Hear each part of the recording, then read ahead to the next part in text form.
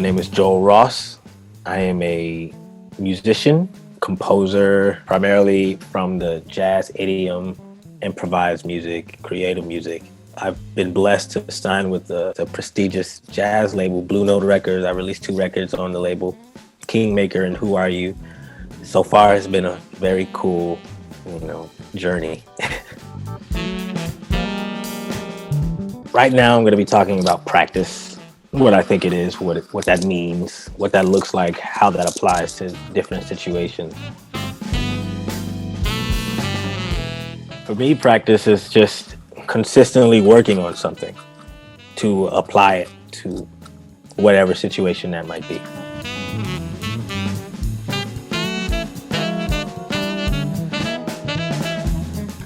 I think practice is important because it allows you to be able to operate in any given situation. The more information you take in, the more you practice, the more you'll be able to do in any given situation. Practicing being able to come into a situation and work with other people. So you practice interaction and communication like that. In jazz, music is a language, and there's the language and then there are all these different dialects. Some people might think of them as genre, Latin, modern, swing, bebop. For me, to want to be a whole musician, I prefer to practice the language and the dialects of these different styles so that if I'm placed in a situation where I need to be able to operate in these styles, I don't have a problem being able to communicate meaningfully because I've practiced.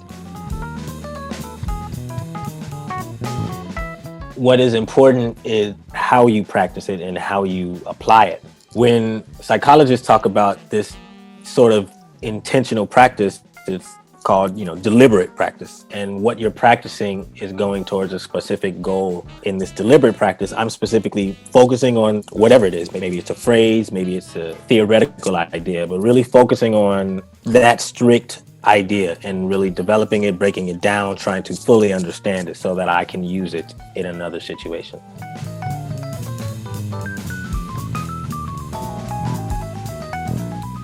My first idea for improving your practice is to knowing why you're practicing by identifying your weakness. So that might be if you're having trouble actually getting around your instrument, then your technique is a weakness. Next, you go about figuring out how to solve that weakness.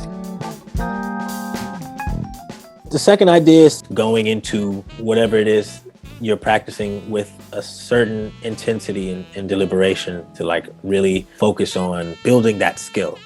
A part of that intense practicing is making sure you practice specific things related to your weaknesses. You can go back, zero in on it, devise some sort of plan or ask advice from a peer, from an instructor, from somebody older on how to tackle that, and then go back and spend the time with it. For the third idea, seek feedback. Use other people's knowledge. Don't be afraid to ask for help. Don't be afraid to ask for advice. That's why the peer community is so important. You can go to your friends and be like, yo, what is this? I don't think I'm doing this right. I have 2 friends in particular. We keep it brutally honest with each other, not to hurt each other. We're not afraid to keep it real. Rise is basically everything that I was doing. I really believe that a lot of my learning came from these different peers. Just always ask for advice and feedback from other people.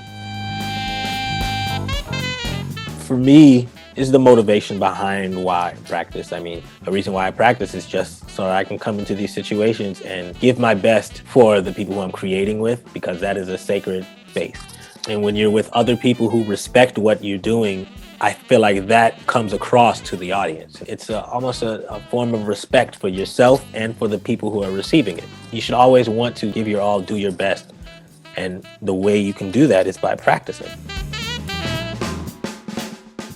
Something that I've been practicing was this lick, this harmonic information. The lick is something like this.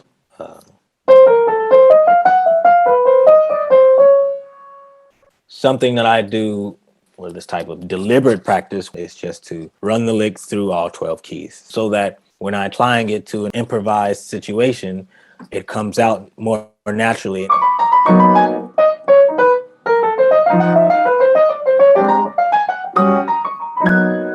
I'm still working on that, but that's my idea behind trying to practice this information to eventually be able to use it in a performance setting naturally. I believe a big part of it is the why. If you truly understand why you're practicing and what it is that you're trying to do, then it won't seem like such a task to practice. Practicing doesn't have to be a boring thing. It's about the mindset behind it.